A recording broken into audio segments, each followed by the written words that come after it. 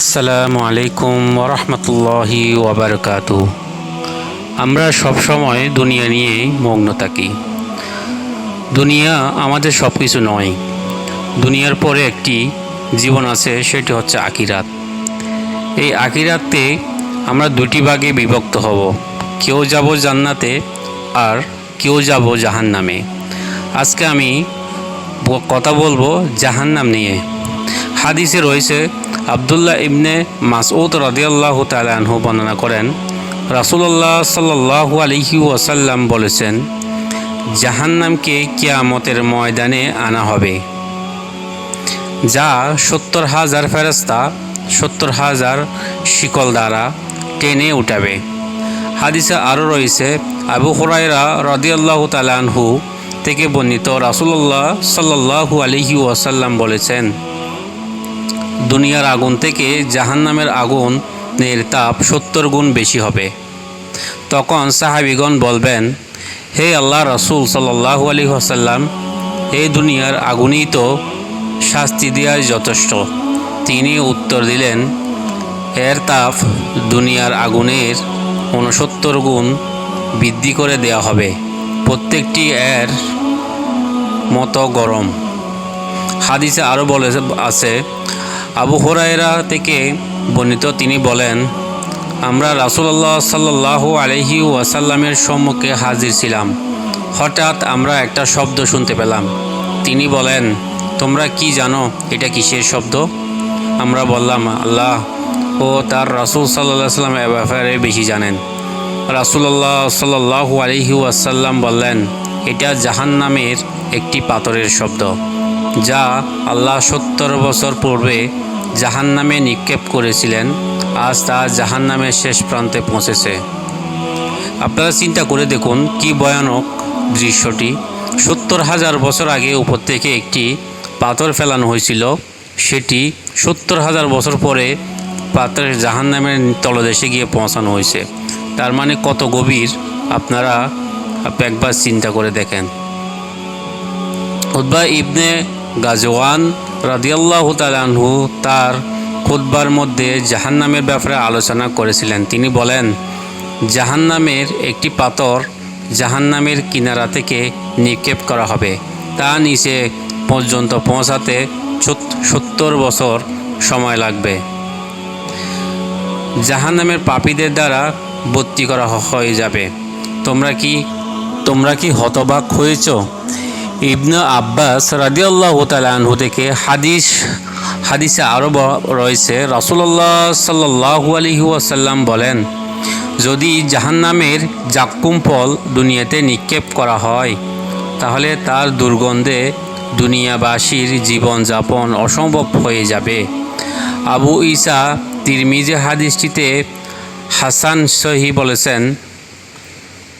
অন্য হাদিসে নোমান ইবনে বশির রাদিয়াল্লাহু তাআলা আনহু বলেছেন, রাসূলুল্লাহ সাল্লাল্লাহু আলাইহি ওয়াসাল্লাম বলেছেন, জাহান্নামে যাকে সবচেয়ে কম শাস্তি দেওয়া হবে, তাকে জাহান্নামের 2টি স্যান্ডেল পরিধান করানো হবে, যা ফিতাদয় হবে আগুনের। তার উত্তাপে মাথার মগজ টকবক করে ফুটন্ত পানির মতো ফুটতে থাকবে। সে মনে করবে তাকে সবচেয়ে বেশি শাস্তি দেওয়া হচ্ছে। মূলত তাকে জাহান্নামের সবচাইতে নিম্নতম শাস্তিটি দেওয়া হচ্ছে। আরও হাদিসে রয়েছে, আনাস রাদিয়াল্লাহু তাআলা আনহু বর্ণনা করেন, রাসূলুল্লাহ সাল্লাল্লাহু আলাইহি ওয়াসাল্লাম বলেছেন, কিয়ামতের ময়দানে দুনিয়ার মধ্যে সব যে দণ্ডাঢ্য অসুখী ব্যক্তিকে আনা হবে। অতঃপর তাকে জাহান্নাম থেকে অল্প সময় ঢুকিয়ে এনে জিজ্ঞেস করা হবে, হে আদম সন্তান, তুমি কি কখনো দুনিয়াতে সুখ শান্তিতে ছিলে? তুমি কি কখনো দুনিয়ার নিয়ামত পেয়েছিলে? সে বলবে, না, আল্লাহর কসম, হে আমার রব, আমি কখনো দুনিয়াতে শান্তি পাইনি। ঠিক তদ্রূপ দুনিয়ার যে ব্যক্তি সর্বাধিক কষ্টকর ও অশান্তিতে ছিল, তাকে অল্প সময়ের জন্য জান্নাতে ঢুকিয়ে নিয়ে আসা হবে। অতঃপর তাকে বলা হবে, হে আদম সন্তান, তুমি কি কখনো অভাব অনটনে ছিলে? সে আল্লাহর কসম করে বলবে, না, আমি কখনো কোনো অভাব অনটন বা কষ্টে ছিলাম না। অর্থাৎ জাহান্নামী ব্যক্তি দুনিয়ার সকল শান্তি ও নিয়ামতের কথা ভুলে যাবে, আর জান্নাতি ব্যক্তি দুনিয়ার সকল কষ্ট কথা ভুলে যাবে। অপর হাদিসে রয়েছে, আনাস ইবনে মালিক রাদিয়াল্লাহু তাআলা আনহু বর্ণনা করেন, রাসূলুল্লাহ সাল্লাল্লাহু আলাইহি ওয়াসাল্লাম বলেছেন, কিয়ামতের ময়দানে এক জাহান্নামী ব্যক্তিকে জিজ্ঞেস করা হবে, তুমি দুনিয়ার সমস্ত সম্পদের মালিক হলে কি তা প্রাণের খরচ করতে? সে বলবে, হে আমার রব, আমি তা করতাম। তখন আল্লাহ বলবেন, হে আমার বান্দা, আমি তোমাকে তার চেয়েও সহজ হুকুম দিয়েছিলাম যখন আমি তোমাকে আদম আলাইহিস সালাম এর পিঠ থেকে বের করেছিলাম। তখন বলেছিলাম, তুমি আমার সঙ্গে কাউকে শরিক করবে না। কিন্তু তুমি আমার কথা অমান্য করে আমার সঙ্গে অন্যকে শরিক করেছিলে।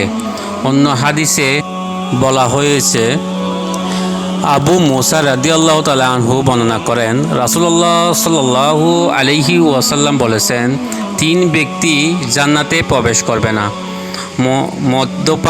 মদ্যপান ব্যক্তি, আত্মীয়তার সম্পর্ক ছিন্নকারী এবং জাদুতে বিশ্বাসী।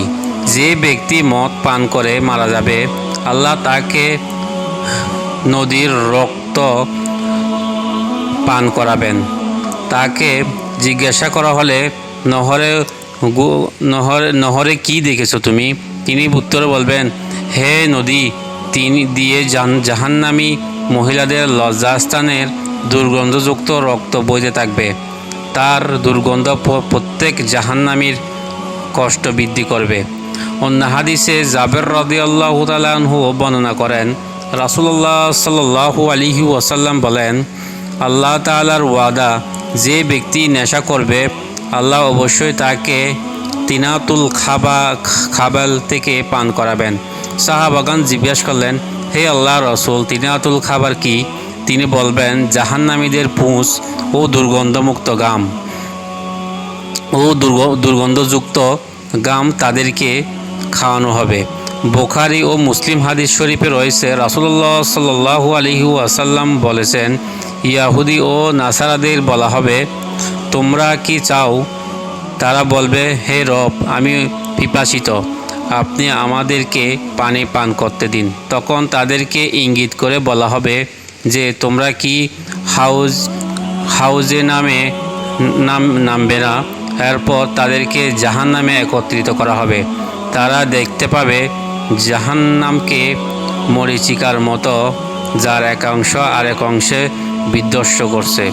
তারপর তারা জাহান্নামে পতিত হবে।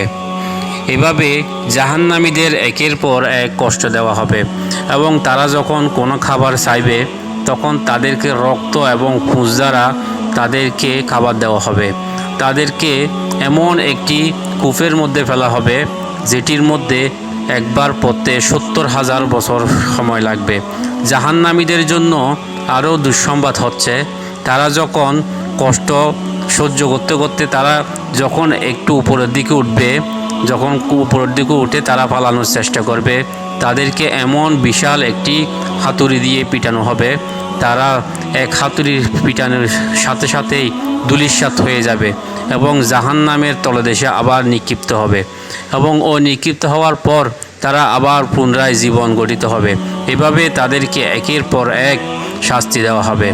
তো বন্ধুরা, আসুন আজকের পর থেকে আমরা আল্লাহর সাথে কাউকে শরিক করব না। আজকের পর থেকে আমরা কোনো হালালকে হারাম করব না এবং হারামকে হালাল বলে গণ্য করব না।